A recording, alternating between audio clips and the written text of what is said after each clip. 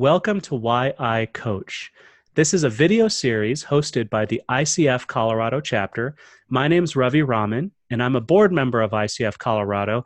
And this series is all about getting to know some of the amazing coaches that are part of the Colorado coaching community. And we're in luck because today we're joined by Nikki Frontz. Nikki's an amazing coach here in Colorado and an active member of our chapter. Nikki, welcome. Hi, thank you so much for having me. So why don't we dive in by having you just tell everyone a little bit about yourself, who you are and what you do. Yeah, so my name is Reverend Nikki Frontz. I can go by Nikki, I can go by Chaplain Nikki, whatever, just kind of floats your boat. But I am a seeker. I am a seeker to help inspire people. My coaching is particularly around stress management and self-realization. I'm also a full-time chaplain at a retirement community where my seniors keep me on my toes. And with the chaplaincy piece, there is so much coaching involved in that. I chaplain and I coach because I love. I believe in the human spirit and the power of just coming together and a possibility. And I'm honored to be a tool in the universe's tool belt to help people to be inspired to do what inspires them. And Nikki, I know a little bit about your background. You know, you're an IPEC grad. Is that correct? I am, yes. I graduated from the Institute of Professional Excellence in Coaching, IPEC. Uh-huh. I graduated and became a certified professional coach in July of 2018. So the ink is not even dry yet, my credentialing, but I've been a chaplain throughout many of the hospitals here in the Metro Denver area since about 2014. So I've definitely been in very intimate and, and some people could argue stressful spaces with people, and many times in the worst day of their lives.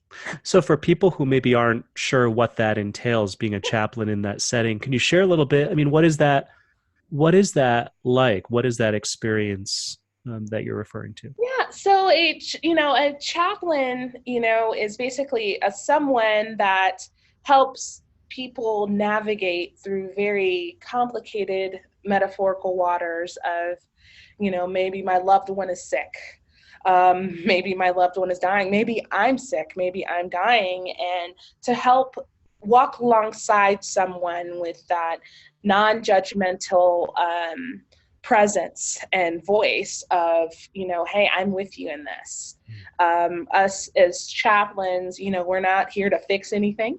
We're here to hold space and to walk alongside people. And that's very similar to coaching. So what that, I guess, looks like and entails of any situation, many times people in the hospital setting, it's, pretty scary. It's this big place, all these buttons, all these noises that are happening. I mean, to the point where even you're wearing a hospital gown, you're, in many ways, institutionalized, if we really want to put it that way. And so it's that, being with people and helping them to maintain their dignity and helping them to best they can have conscious choice of, what's important to them and what do you have control of at that particular moment. When you say holding space and conscious choice, I definitely can see how some of the parallels with holding space in coaching and conscious choice in coaching. What was the click moment for you that inspired you to jump into coaching? Was there a click moment? And if so, take us back to that time. Right. So I'm also a member of the United States Air Force with the Colorado Air National Guard.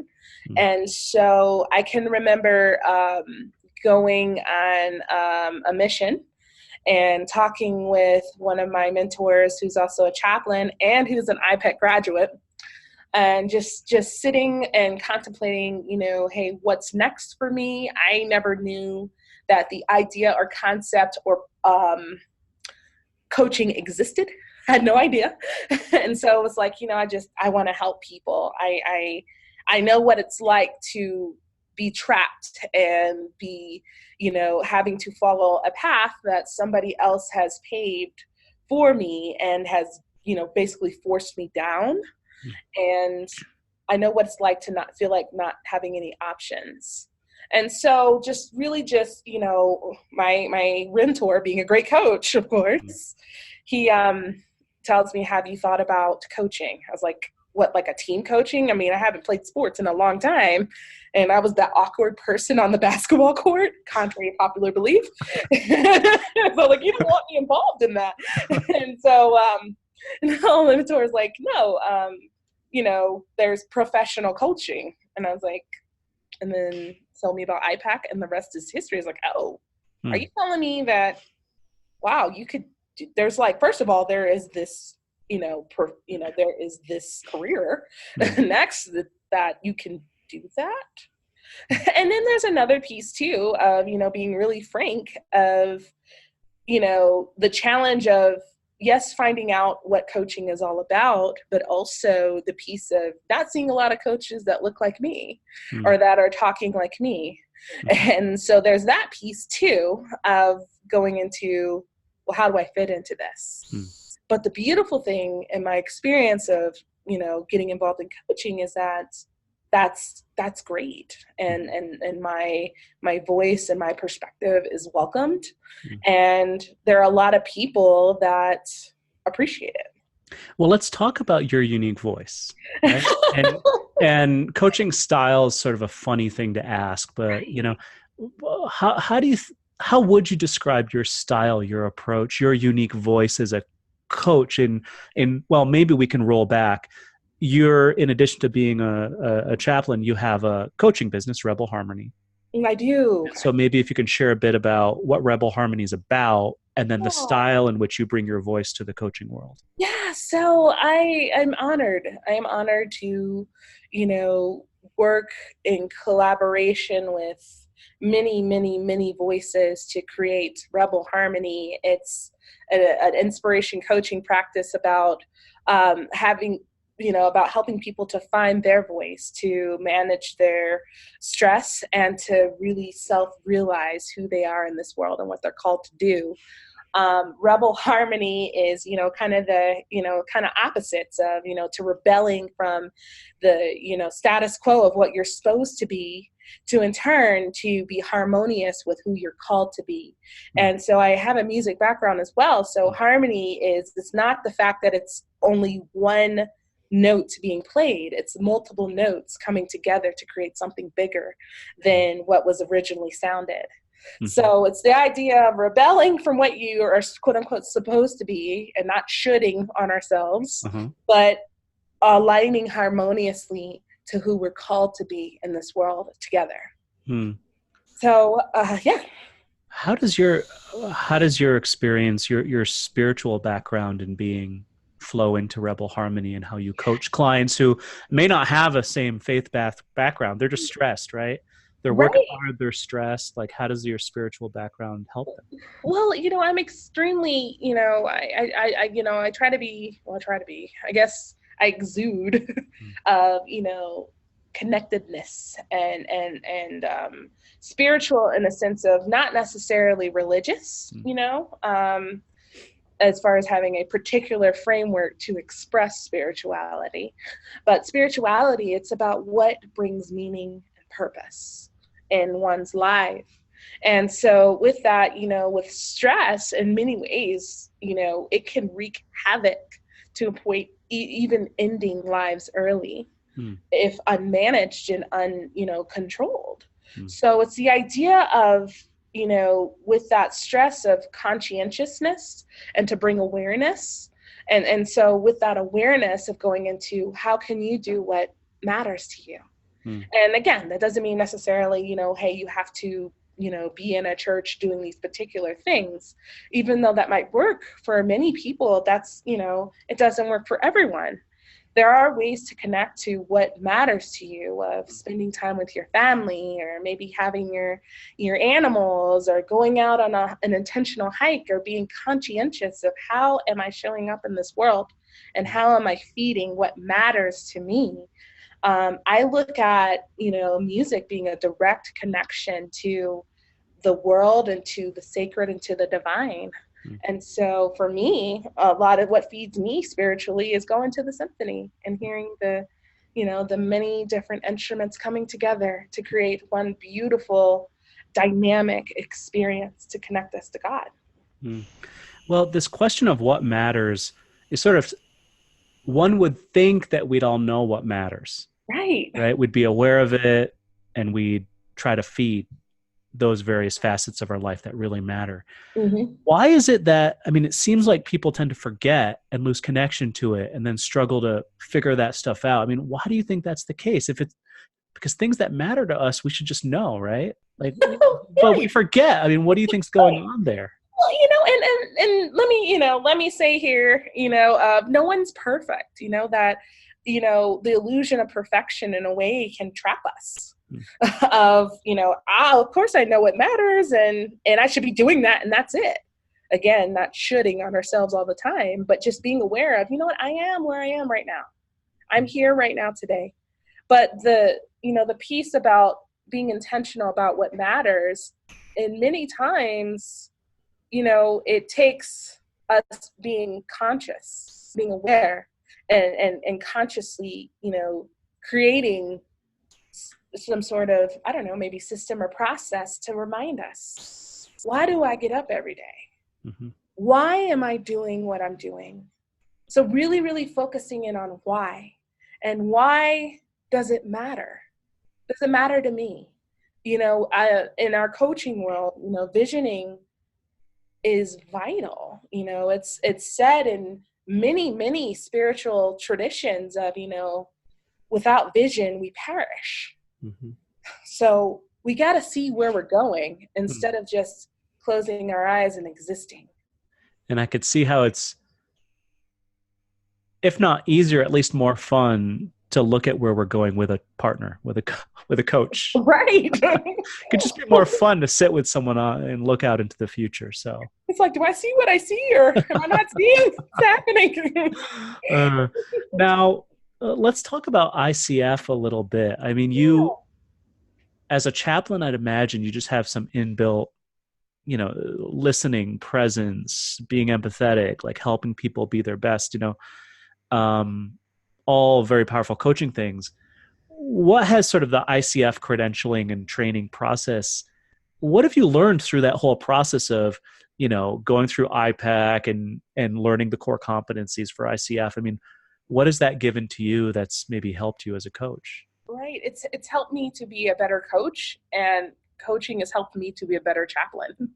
So it's really connected and interwoven in that way of, as far as the chaplaincy part of course, like you've mentioned, those skills, yes, we learn them in coaching training and in coaching experience, but also the piece of really, really being intentional and being conscientious and aware of when, my stuff or my baggage is showing up in a room or in a situation, and how to, be intentional and understand it's there, and yet focus on being that conscientious presence of, hey, right now, this is about helping the person that I'm working with or the family that I'm working with to see and to understand and to make, and to have options that they already know that's in their heart, but to help them to kind of figure that out and to clarify that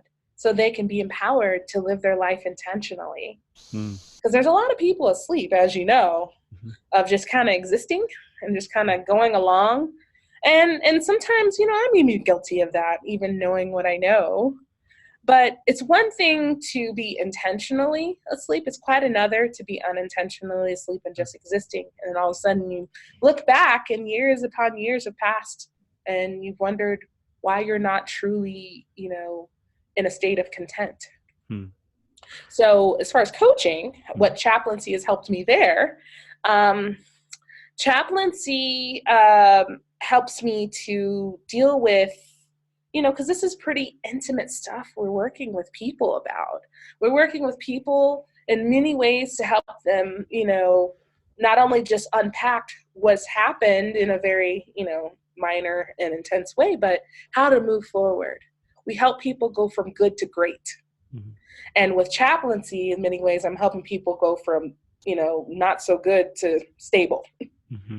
So what chaplaincy has helped me is to help me to get someone to the point where let's look at what your options are. Let's look at what you really want. And let's look at how you want to move forward. So that's helped me do. Yeah, I can see it inspiring a sense of, again, awareness and conscientiousness of where someone wants to go versus where the autopilot of life is directing them. Yeah. Absolutely. Yeah. Now, as a coach yourself, where are you personally, working on yourself in terms of deepening your practice, your skill? Where are you putting your attention? Right. So actually, yeah, it's an exciting time of, although yes, absolutely, the sky's the limit, but what I, am looking at doing is I'm working with a designer to create a tool. It's going to be an amazing planner to help people to be intentional about what they're doing with their time and what goals they want to hit in their lives. Mm-hmm. So I'm real excited about that project. And as well as just building a practice that is very intentional. I'm very much into, it's not about money or anything like that. It's about people that want to grow and people that were great fits, and I can partner with them to help them to grow so they can be their best selves. And who are you looking to serve as a coach? Right. Give me a sense of a couple people who would be your ideal client. I really, really light up about new beginnings. So transitions of the opportunity to, when someone comes to a point where, when people come to a point where, what, the way that I am existing right now is coming to a close and I want to see what's new. So that open space in that way, as well as open space of nonprofit organizations, of people looking to start nonprofit organizations. That's kind of where I think my practice is evolving into. It's that truly walking along with them in a discernment process of, why this, and why now, and helping people, help to figure that out, and being their accountability partner of, okay, well, what are you going to do now? And how can I help? And if people would like to connect with you, where can they find you? Yeah, so they can just look me up on my website, rebelharmony.com. From there, it'll ping me and we can sit down and have a cup of coffee and see what makes sense. Because I'm all about, intentional right fit, and I'm all about, kind of heart and feeling and energy and so on and so forth. Well, Nikki, I appreciate everything you do in your ministry, and I wish you all the best in your coaching practice as well. Thanks for sharing your personal journey into coaching. I'm sure some of the listeners are already inspired. Maybe some of them aren't even a coach yet, but they're thinking about it, and I'm sure you'll inspire them to maybe take a closer look at coaching as a next step. Thanks again. Of course, thank you for your time, and everybody out there, you got to see it to believe it, and you got to see it with not only your physical eyes, but your spiritual eyes. So go see it. Look. Awesome. Take care, Nikki.